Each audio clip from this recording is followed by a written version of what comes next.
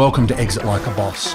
I'm going to show you, having helped nearly 800 business owners work through a 21-step process to exit like a boss, how you can do it, what you need to know, the steps you need to take, and what's actually involved in you and your business being able to maximize value and successfully exit like a boss. Hope you enjoy it.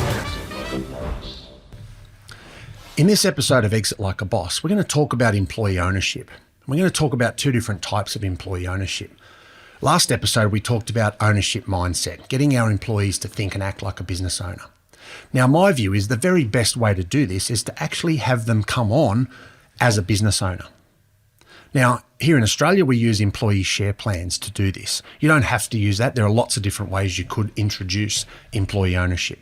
But let me talk not so much about the legal structure or the tax rules or anything else around employee ownership, but the psychology of ownership, which is actually the important bit. We talked about an ownership mindset. We talked about thinking and acting like a business owner. Now, if I want to bring my employees in as owners, then there's a couple of key things to think about. The first and most important thing is I'm completely changing the relationship. If my employees own the business, and we'll forget about how, but let's say they own equity in my business, shares, employee share plan, some other mechanism. If they own equity in my business, suddenly that clash, that previous sort of disconnection between employee and owner is no longer there. We're both owners now. We both own equity. If my share value goes up, so does yours. If the overall equity value of the business increases over time, your equity increases over time. So suddenly we've got alignment. Suddenly we've got those two things lining up and both people thinking and acting like a business owner and working on how I can improve the value of the business because everybody benefits financially. The second part of it is purely psychology. Ownership mindset we spoke about. Coming into the business, acting as if you were an owner is obviously easier if you do own some sort of equity in the business. It also changes the financial dynamics.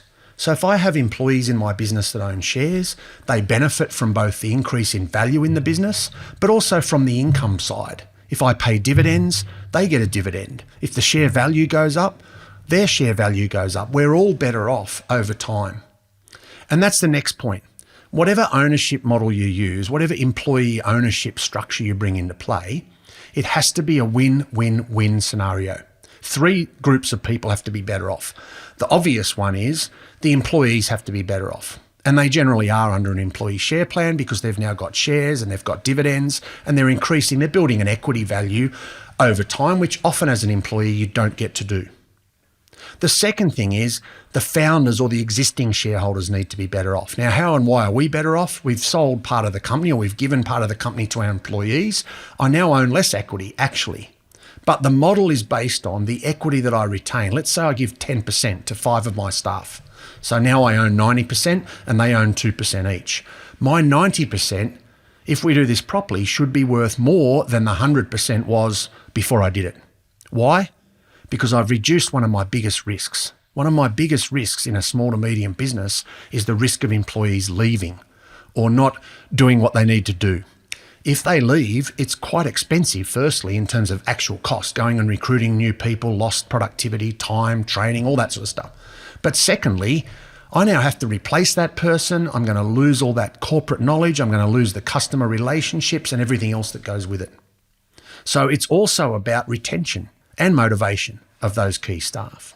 And lastly, the business has to be better off. So that the employees are better off, the founders and shareholders are better off because we've locked in our key people. They're going to retain within the business for a longer period. I don't have to worry about turnover. I've got other people helping me build the value of the business.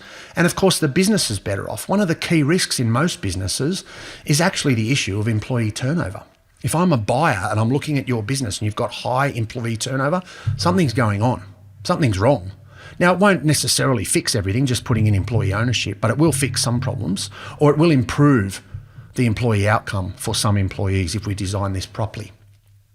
Now, there's a couple of ways to do this. We have several clients in our Australian business where they're selling the entire business to the employees. So they've got an employee share plan in place. They're selling, 5-10% equity per year, every year.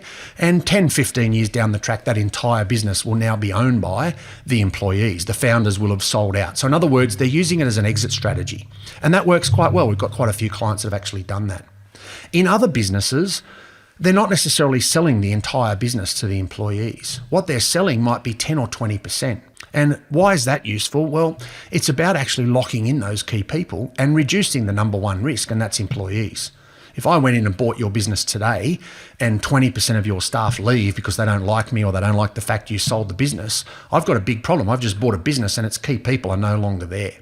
So just using it as part of an exit strategy where you sell down some equity, lock in some key people, make sure they're incentivized and rewarded to help you grow the value of the business and expand it over time, can actually reduce one of the key risks in selling your business or exiting successfully. So that's the second part. Maybe we just sell 10 or 20%. In a lot of family businesses, that's absolutely what's happening, where the family owner is now looking at the next generation, understanding they're not necessarily going to take over the business or become the new owners. They might not even want to work in it. They might be doing something completely different. So for the first time, the family business owner now has to contemplate an owner coming in that doesn't have the same surname. Now, what's the best way to align that owner with me and the family and make sure they're focused and motivated and rewarded to help me build the value of the business or protect that asset? It's to make them some sort of owner, and employee ownership is very good at doing that. Now, the last part of it all, apart from the financial reward and reducing risk and adding value to the business and the win-win scenario, is to make sure that our employees are empowered. Now, we talked in the very last episode about ownership mindset. Educating them and training them. What does it actually mean to become an owner? What are the things I need to focus on in the business? If I'm an owner now and I've got employee ownership of some sort, then how do I benefit from that? Now, there's a lot of myths around this particular topic. A lot of people think two key things. One, employees aren't interested or don't want to be a business owner, and that's universally incorrect. Most employees do want to be involved in equity or business ownership, but not necessarily on their own. Most of them are risk averse. But if you were to say, I want you to own 5% of my business along with 5 of the other very senior people in this business, most employees are pretty happy with that. The second myth that does cause a barrier sometimes is the view that employees can't afford to buy equity in your business. And if you think of it that they need to write a check from a bank account today, that's possibly true. But what we do is structure a mechanism where they can gradually buy equity over a period of time, including the ability to salary sacrifice or to contribute their bonuses perhaps to buy equity. In a lot of cases, we design a profit share plan where instead of giving them the profit share payment, we work out the profit at the end of the year and give 10% to our employees. It's like a bonus, and that's okay, sort of, but it doesn't actually achieve any ownership. So what we do is we say, well, we'll give you the 10% of the profit share above a particular target, but we're not going to give it to you in cash. What we're going to do is put it into the employee share plan to allow you to buy equity in the business that you work for. Now I've got a very different dynamic because now I've got the employee thinking about and working on how do I grow that value? How do I make sure we make that profit so we get the profit share so I can buy more shares? Obviously, that's a far better outcome as well. So thinking about how you might use employee ownership as one of the steps in your exit strategy, either to sell the business or to sell equity down to employees to attract, retain, and motivate those employees to help you build the business and exit like a boss.